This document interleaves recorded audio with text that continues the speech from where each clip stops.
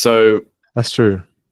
Yeah, so it's great, and as you said it before, we are a makeup of our cultural environment and our cultural upbringing through our parents, through people around us. And maybe you agree with this. This has made up, in a lot of people's lives, has made up what we call the ego, which is a thing that we have constructed through our cultural upbringing. Yes. Into this thing that we think that we are. And then once one aspect or even every aspect of that ego starts breaking down because it's reliant on external people or external things, we lose control. So my question to you is, like, what is this thing called the ego?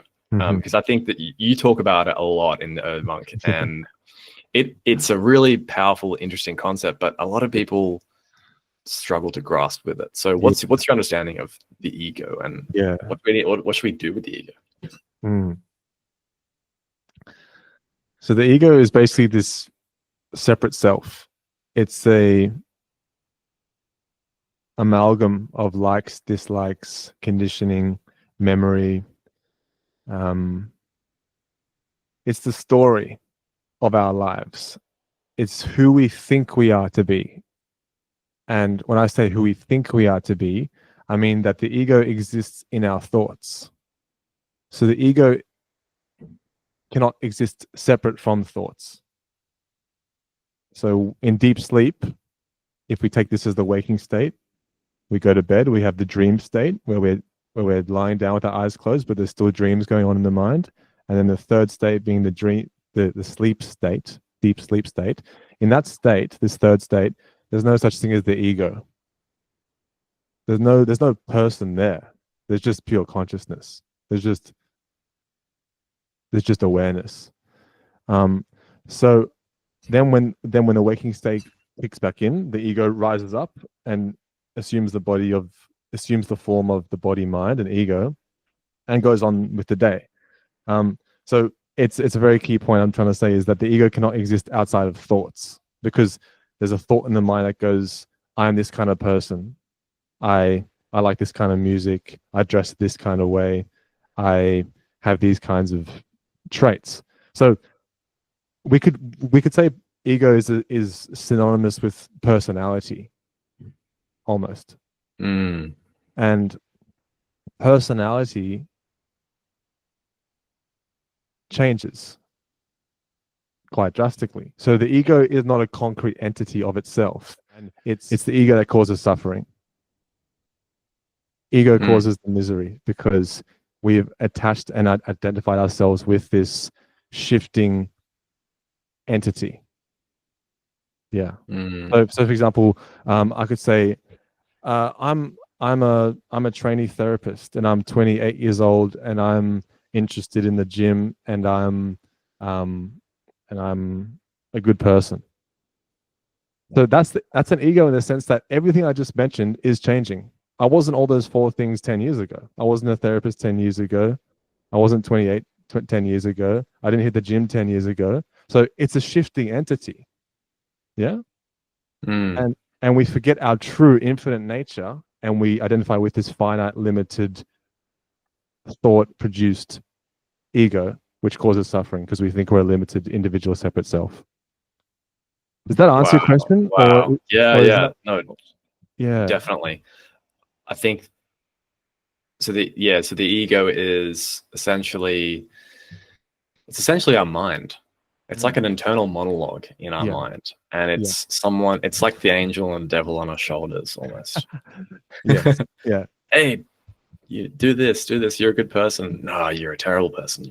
You're dumb. You're unintelligent. Exactly. So my question is, for people that are on a journey to find themselves, find their true nature, excel, live a purposeful, balanced, healthy lifestyle, at what point does ego come into that? And why should they get rid of this internal monologue? Because maybe some people might actually like their thoughts coming through. Why should people This might be a challenging question, but I'd love to hear your take on it. I like where it's going. Why should people get rid of the ego, and maybe how can they do it if they're struggling with their internal monologue? Mm-hmm.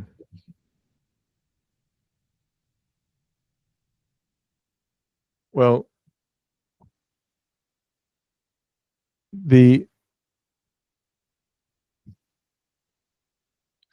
so for someone who wants to improve themselves, like you said, in the fitness area, in a career area, maybe in a social area, the ego would be that false entity to stand up and claim the success of the career as its own. I did it. It was all me. I'm so great. Now, I'm not telling people what to do. It's not a moralistic thing. People can claim whatever they want. It's not like that. But that causes suffering down the line, because eventually what happens is we become dependent upon the opinions of others. So we start to rely on the approval, the praise of others. This is the function of ego. And the extent to which we delight in the praise of others will be the same extent to which we suffer in the blame of others. So say we go, oh wow, this feels so good. People like me. They give me so much praise, and you hit cloud 9, yeah. But a moment later, someone says, you know what? I think you're a prick. Because we've invested our sense of esteem, value in the opinions of others, something external, that means we also suffer the opposite end of the spectrum, which is when we get blame and we hit the mud with a thud and we get miserable and we go, oh no, and then we get defensive. What do you mean? I'm not arrogant. I'm a good person. So then there's this defensiveness, and that's the ego, classic ego, trying to preserve itself and protect itself. So why? So I think your question was, sorry, why should we get rid of the ego and how to do it? So the ego causes suffering. That's why. It causes misery, because it identifies itself with a fleeting entity, a false entity, the ego, and the ego is always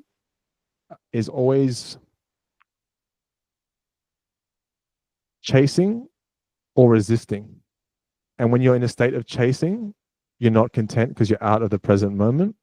Happiness lives in the present moment. When you're chasing for something, you're essentially saying, what I have now is insufficient, is not enough. And then when you resist, which comes in the form of, I don't like this, I don't like what is present, you also suffer. So ego causes suffering for people. When there's traffic and we're annoyed at the current circumstance, then we resist it and we say, I don't like what is present, I want what is not present. So we suffer that way. So if one returns to their true self, their true nature, and this is given many, many different words across the religious and spiritual traditions, Atman, soul,